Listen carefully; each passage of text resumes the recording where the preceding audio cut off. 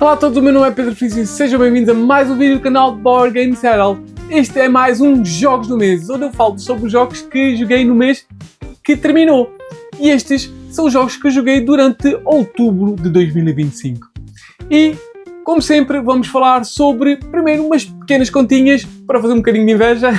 Estou a brincar. Depois, vou falar sobre os jogos que joguei e já tinha jogado em meses anteriores. Depois, os jogos que joguei totalmente novos, um pouco mais destacados e detalhados. E, finalmente, vamos terminar com um destaque de um jogo que eu joguei pela primeira vez e gostei bastante. E começamos então com as continhas. São mais simples, até porque joguei menos jogos. Joguei 26 partidas, 25 delas totalmente diferentes, de jogos diferentes. 20 delas de jogos que já joguei anteriormente e 5 jogos que joguei pela primeira vez. E vamos já começar com então o jogo que já tinha jogado anteriormente. E começamos com o 20 paus por isso. É verdade, um jogo, um party game que tem vídeo no canal, como é que se joga. É um jogo divertido de tentar adivinhar o preço mais perto do que os outros também estão a tentar adivinhar. Portanto, e ganhar pontos por isso. Outro jogo que vem à mesa, novamente, 1923 Cotton Club. É um jogo que vem à mesa várias vezes, até porque é um jogo rápido, de worker placement, muita gente gosta. Outro jogo foi o All Aboard. É verdade, um jogo na Pocket Line David sobre fazer então, usar cartas de animais para colocar em vários barcos e tentar salvar os nossos animais, evitando que esses barcos afundem com o peso dos animais lá colocados. Divertido. Um jogo que para mim é basicamente uma vez por ano foi este. Mas é um jogo que eu adoro muito e é o Ark Nova, um dos meus jogos favoritos de todos, de sempre. Volta outra vez à mesa. Este jogo de Action Selection de cartas, criação de um lindo jardim zoológico com tableau building fabuloso. Ark Nova. Outro jogo a vir à mesa novamente é o Azul, Stained Glasses of Sintra. É este azul 2, assim se possa dizer. Não é o azul que eu mais jogo, mas é o azul que eu voltei a jogar e gosto. Sem dúvida, continuo a gostar. Enquanto espera por começar o encontro, Carcassonne vai à mesa de vez em quando e vou novamente. Não há mais nada para dizer deste super clássico intro Carcassonne. Outro jogo que também vai à mesa várias vezes por aqui é o Creature Comfort. Um jogo de worker placement e dice placement sobre adquirir recursos para depois construir a nossa casa e colocarmos as várias decorações e as várias coisas confortáveis para depois passarmos o inverno confortável na nossa casinha. Este Creature Comfort. A tripulação 2, Missão no Mar Profundo, também foi. Terminei a tripulação 1, as 50 missões. Estou na missão de fazer o 2. Vamos ver como é que isso corre. Outro jogo que há muito tempo não jogava e voltou à mesa é o Dice Throne. É isso mesmo, Season 1, que é o que tem. Este Dice Throne é um jogo divertido para quem gosta de Take That, confronto direto, dados, porrada. E este é o Endeavor, é isso mesmo. Não é o Endeavor Deep Sea, é o Endeavor 1, é isso mesmo. Polémico Endeavor, que tem então o tema colonial com a parte da abolição de escravo e com usar escravos. Portanto, sem dúvida, é polémico, mas é divertido. As coisas não podem ser apagadas, existiram, não podem ser comemoradas, mas têm que ser faladas. E o Endeavor foi à mesa e é um jogo divertido. Outro jogo que também veio à mesa há muito tempo que não vinha, mas é um jogo divertido, é o For Sale, um jogo rápido que mistura leilão com um pouco de trick-taking. É sem dúvida um jogo divertido de party game, muito bom. Mais outro jogo que há muito tempo que não jogava, até porque não o tenho, foi jogado de outra pessoa, é o Forbidden Desert, é esse mesmo, o seguimento do Forbidden Island. Outro jogo que veio à mesa, este um bocado mais novo, sem dúvida, é o House of Fado, é esse mesmo. Ou aqui uma temática de música, e o House of Fado veio à mesa. Eu gosto muito deste jogo do João Quintela Martins e do Vital Lacerda. Muito bom. Mais um jogo que não jogo muito, mas gosto muito, é o Keyflower e veio à mesa novamente. É isso mesmo, este jogo de mistura leilões, worker placement, gestão de recursos, vários mecanismos. É muito, muito bom este Keyflower. Já que joguei Forbidden Desert, também joguei Pandemic. É isso mesmo, este supra-sumo dos jogos cooperativos veio à mesa para curarmos mais umas doençazinhas e, felizmente, este consegui acabar. Mais um jogo que não vem muitas vezes à mesa, mas de vez em quando vem, é o Pillars of the Earth. Este jogo, baseado no famoso livro, é um worker placement, gestão de recursos, que eu gosto bastante, com uns mecanismos muito diferentes do comum e, sem dúvida, muito bom. Outro jogo que vem à mesa, que também não é muito comum vir, é o Saboteur. É este jogo de party game de traidores, papéis escondidos para criar túneis para chegar ao ouro ou evitar chegar ao ouro. Muito, muito divertido. Outro jogo que também para muitos é um pouco polémico é o Santa Maria, até por isso que foi feito o Newsfjord e tudo. Mas eu gosto muito deste jogo, que pronto, para mim não é ofensivo, mas este Santa Maria é muito, muito bom. Este jogo que faz a ativação de vários tiles, é um tile placement com ativação desses tiles com dados. É um jogo fabuloso, o engine building espetacular, eu adoro este Santa Maria. Outro jogo que foi à mesa, que eu fiquei a gostar bastante, que é um jogo simples, é um step up do Ticket Ride, é o Wanderlust, é isso mesmo. Este Wanderlust Discover the World voltou novamente à mesa, dá para 5 jogadores, é rápido, é simples de explicar. Quem gosta de Ticket to Ride gosta também deste, por isso Wanderlust vai à mesa mais do que era previsto. E finalmente o The Wolves, ou os Lobos, trazido para Portugal pela Mebo. É um jogo que dá para 5 jogadores, é um jogo divertido, muito divertido. Este Lobos, 5 jogadores também dá muito jeito de vez em quando. E começamos com o Lost in Relay. É verdade, este é um jogo de cartas com takes totalmente diferentes. Sem dúvida é aquilo que esperávamos de um jogo sobre Cthulhu Mythos. É isso mesmo. Lost in Relay é um jogo onde não há vencedores, há um perdedor. É isso mesmo. Já aí que começa logo o twist. Este é um jogo então de cartas, onde nós vamos ter uma mão de cartas e depois vamos ter uma segunda mão de cartas, mas assentes na mesa. Nós queremos fugir da relay. E que é então um dos sítios dos Old Ones.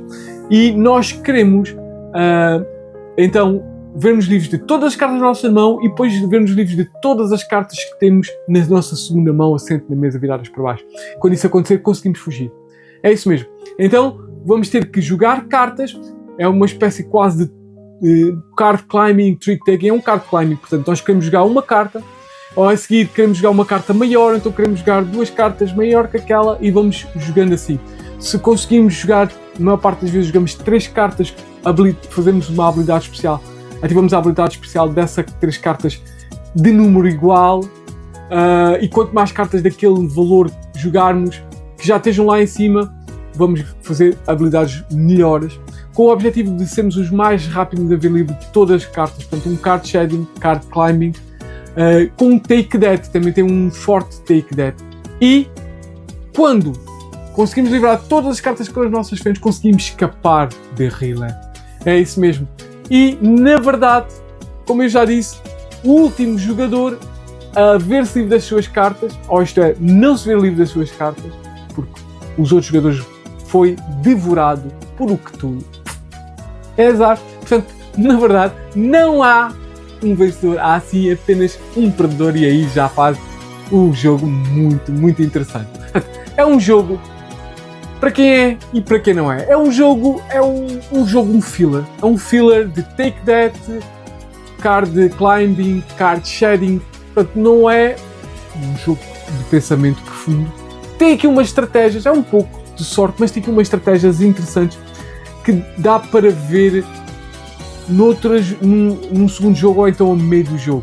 É muito, muito interessante este jogo. É simples, não é o melhor jogo do mundo, mas é divertido nesse aspecto. Este Lost in Relay. Outro jogo que foi à mesa é um jogo já de um tempo já um pouco já passado, é de 2012 ou 2013. Este Spirium, é isso mesmo. Este é um jogo que eu adquiri não há muito tempo, há 2 anos, numa mass trade, mas ainda assim é um jogo um pouco neste mundo dos board games, que toda a gente quer sempre a latest hotness. Este é um jogo já um pouco antigo, mas é um jogo muito divertido. Então só dá para 5 jogadores, o que é muito interessante. Jogos para 5 jogadores. É um worker placement tableau building. Portanto, 5 jogadores, worker placement tableau building é interessante. E aqui vamos ser empreendedores num mundo diferente, numa terra steampunk, num mundo alternativo, onde foi descoberto um diferente tipo de cristal chamado Spirium, que dá energia infinita, assim se possa dizer. E nós vamos desenvolver a nossa cidade. Isto é passado numa Inglaterra, se não tenho nada, numa Inglaterra assim alternativa, onde vai haver uma grelha de cartas. As cartas podem ser edifícios, patentes ou tecnologias, podem ser patenteadas, e personalidades. E o jogo vai então decorrer em 2 fases, por rondas, e cada ronda vai ter 2 fases. E os jogadores podem estar uns numa fase e outros noutra, porque na primeira fase é a fase de colocação de trabalhadores, onde podemos colocar trabalhadores, podemos ativar a carta de evento e podemos passar para a segunda fase. Portanto, pode haver jogadores que ainda estão na primeira fase e outros que já passaram para a segunda fase. Nós vamos colocar trabalhadores para depois ativar cartas na grelha, e vamos colocar esses jogadores, ou esses trabalhadores, esses meeples, no meio de 2 cartas, que na segunda fase vamos poder tirar e ativar uma das 2 cartas. E é exatamente o que se faz na segunda parte. Na segunda parte, ou na segunda fase, quando passamos à segunda fase, podemos tirar, não podemos já colocar meeples, só podemos tirar meeples, e quando tiramos meeples fazemos uma de 2 coisas. Ou ativamos uma das 2 cartas que estão adjacentes, ou até uma se colocarmos no rebordo exterior, ou então, mas não é aconselhável, ou então ativamos, ou então ganhamos dinheiro com isso. Tiramos o coisa, escolhemos uma das 2 cartas, vemos quantos meeples é que estão à volta dessa carta, inclusive os nossos, à exceção do que tiramos, claro, e ganhamos um dinheiro por cada meeple. Portanto, se ativarmos as cartas, se forem de personalidades, essas cartas de personalidades ficam lá, pagamos ou não o que está lá, porque há algumas personalidades que necessitam de ser pagas, outras que não necessitam ser pagas, elas ficam lá. Se forem edifícios, nós tiramos os edifícios.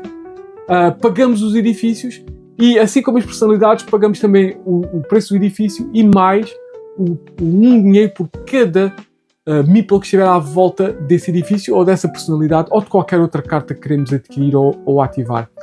Levamos essa carta para o nosso borough, para o nosso bairro, e vamos construindo as cartas. Quanto mais edifícios tivermos, mais vamos pagar por eles, porque eles também vão ser. A outra coisa que podemos fazer é adquirir tecnologias para patenteá-las do lado esquerdo. De um lado construímos edifícios, do outro lado construímos tecnologias para patentear, e são estas que também nos dão pontos de final do jogo e dão-nos habilidades durante o jogo, o que é muito interessante. Habilidades assimétricas, poderes, assim se possa dizer. Os edifícios é outra coisa que nós podemos fazer. Além de tirarmos um meeple para ativarmos a carta ou ganhar dinheiro, também podemos fazer o tap a um edifício para fazer a ação dele, que pode requisitar um meeple, pode requisitar um Spirium, pode requisitar as 2 coisas, ou pode até não requisitar nada. Portanto, é um jogo que eu gostei, sem dúvida. Um jogo que me surpreendeu pela positiva, sem dúvida. É um jogo para quem é, para quem não é. Um jogo para quem gosta de euros puros. Um jogo para quem gosta de alocação de trabalhadores. Um jogo para quem gosta de toques diferentes.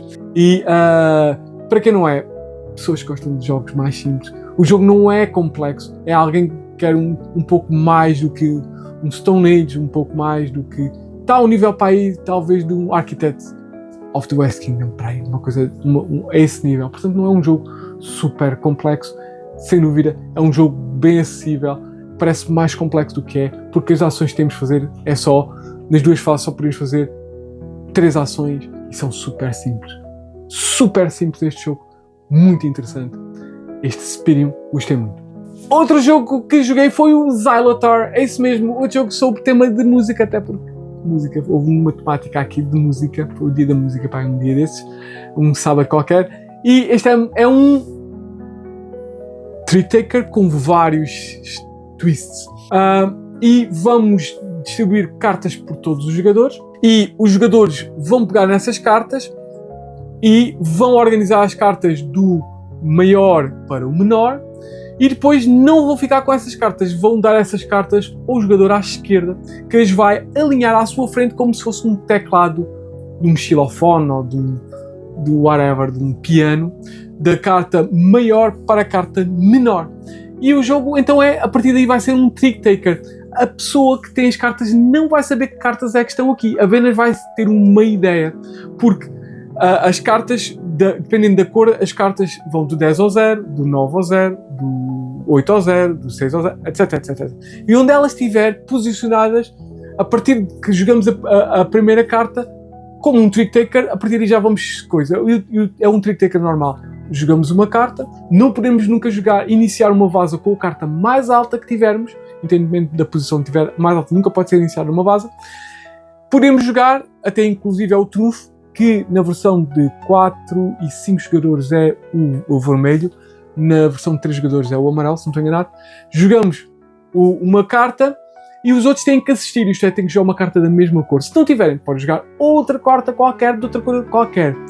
Se jogarem uma carta, um trunfo, ganham o trunfo maior. Se jogar outra carta que não um trunfo e diferente da carta que iniciou a vaza, quem jogou a maior carta da cor que iniciou a vaza ganha um clássico jogo de trick-taking, muito género, sueca, etc, etc. Portanto, é um jogo que gosta de trick-takers, é um jogo interessante, tem várias nuances que parecem não existir ao início, mas e depois vão começando a existir. Não só nós temos a informação do jogador que é à nossa esquerda, quando as coisas eles começam a jogar e nós vamos começando a ver que cartas é que eles têm aqui, nós vamos sabendo mais ou menos que cartas é que eles podem ter, o que é muito interessante, quase um card counting.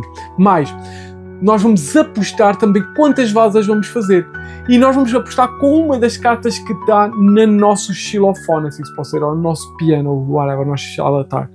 E duas cartas estiverem adjacentes, inclusive se tiverem um intervalo grande por elas, nós viramos duas, e dessas duas vamos escolher uma para ser a nossa aposta, que é um número.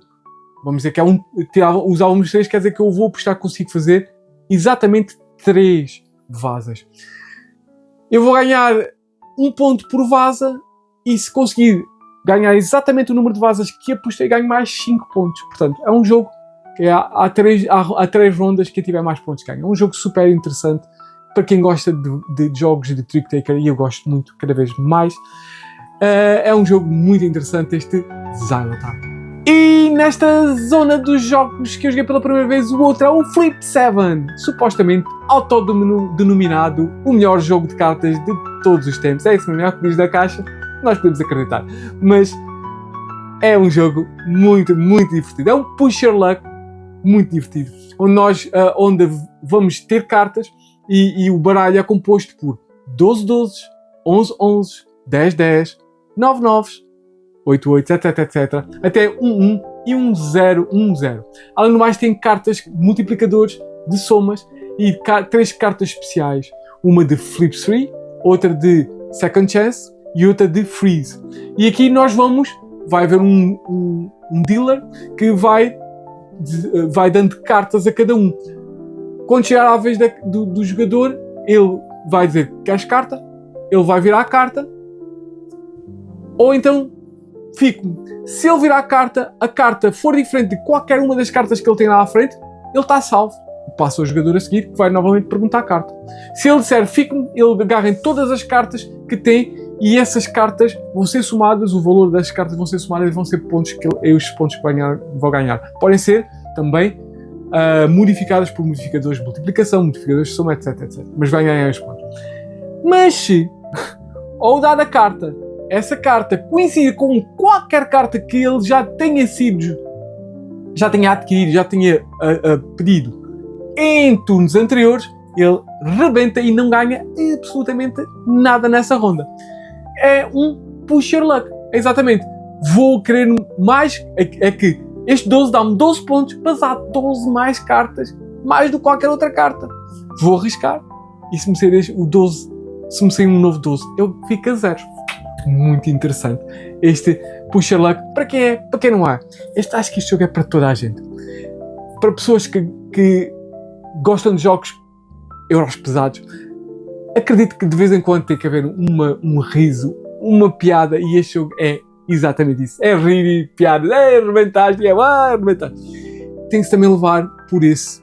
Para quem não é? Para pessoas que não gostam de jogos que percam, por exemplo, uma ronda inteira. Se há pessoas que ficam frustradas com isso, não vale. Tem que se aproximar este jogo exatamente o que é. É um jogo super rápido, de brincadeira, de push your luck. Não há uma aposta, vamos ganhar pontos só. Portanto, não é um blackjack que tem algumas parecenças, que é para qualquer pessoa, a avó, o primo, o miúdo pequenino lá de casa, toda a gente vai gostar. Só sabe, tem que saber tem estas cartas todas. Quer mais uma? Ou não? É só isso. É um jogo muito divertido, este Flip 7.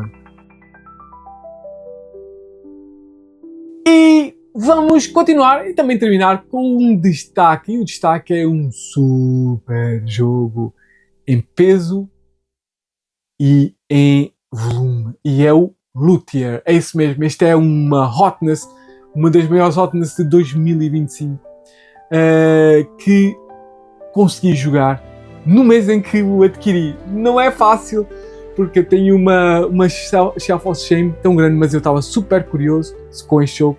Era o dia da música e disse assim, vou aprender este Luthier. E foi isso que eu fiz e joguei. E é um jogo fabuloso. É um jogo fabuloso. Tem um take um pouco diferente, não é muito comum. Existem jogos, é um worker placement, onde vamos usar discos com habilidade, com poder. Não é diferente. Já há outros jogos que fazem isso. Nós somos famílias de luthiers, isto é, criadores de instrumentos ao longo de várias gerações, se não estou enganado, 200 ou 300 anos, no auge da música barroca, romântica e clássica. E nós vamos construir vários instrumentos, reparar instrumentos, fazer concertos com instrumentos, e temos como patronos várias figuras mundiais, históricas, seja do mundo da música, seja históricas como reis, rainhas, etc, etc. E a arte de Vincent Dutrait está fabulosa. Então nós vamos colocar os nossos discos virados para baixo, podemos meter assistentes para dar um poder maior aos nossos à nossa família, ao nosso familiar, e nós vamos meter em vários locais. Podemos meter no tabuleiro de jogo, ou podemos meter até no nosso tabuleiro. No tabuleiro de jogo podemos ir buscar novos patronos, para depois adquirirmos estes patronos para o nosso tabuleiro. Podemos ir buscar novos instrumentos para construir. Podemos dar concertos. Podemos também reparar instrumentos. Podemos também concorrer por objetivos. Portanto, estes são os principais locais, estes 5 locais. E depois ainda temos 2 locais no nosso tabuleiro, que é iniciar a construção e terminar a construção de um instrumento musical. Temos os nossos patronos, como eu já disse, estas figuras históricas, musicais e não só, da música e não só, que têm requisitos, têm coisas que querem. Desde instrumentos temos que construir, instrumentos temos que reparar, tipos de concertos de música que eles gostam que temos que fazer. Portanto, e nós temos que fazer isso e vamos fazendo estes requisitos. Se não os conseguimos fazer dentro de um determinado tempo, eles vão-se embora e perdemos pontos com isso. Se o conseguimos fazer, eles vão-nos dar benefícios. Primeiro de tudo, vamos colocar os nossos trabalhadores. A primeira fase é mesmo colocar os jogadores nos vários locais. E depois, a segunda fase, nós vamos virar e vamos colocar os trabalhadores por ordem para ativar cada uma das zonas. E no nosso tabuleiro vamos ter do lado esquerdo instrumentos que temos que criar, temos que construir. Quando conseguimos adquirir os vários recursos, a madeira, partes de animal, ou ossos, pelos, etc. E brass, e metal, nós quando damos esse número que é requisitado e passa para o outro lado. Do outro lado vai necessitar de outros recursos para depois terminar. Quando terminar, nós podemos, se o patrono quiser aquele instrumento, vamos dar ao patrono, mas também vai ser para colocar numa orquestra. Não é um jogo complexo, é um jogo que o tema e os mecanismos casam muito, de uma forma muito interessante. Não é super temático os componentes e os mecanismos, mas tem um tema forte. Cada um dos mecanismos está bem usado. Mas é um jogo muito bom, que eu gostei bastante. Parece mais pesado do que é. Como já disse, é mesmo pelo coisa, porque os mecanismos em si é muito iconografia e muitas regrinhas por essa complexidade, mas o jogo, depois de sabermos as iconografias, na terceira ronda, as coisas já vão super simples. Pá, tira, ativa, constrói, muito interessante. E é por isso que eu gostei muito deste luthier. Para quem é pessoas que gostam de worker placement, Euro pesados, médios pesados, quem gosta deste tipo de jogo, é para vocês. E quem gosta de música, se gostam das duas coisas, música clássica e worker placement médio pesado, este jogo é sem dúvida para vocês. Para quem não é, pessoas que não gostam de jogos pesados, pessoas que não gostam do tema musical ou deste tema, é chato, este tema musical, pelo menos música clássica, criação de instrumentos, pode ser um tema muito chato para essas pessoas.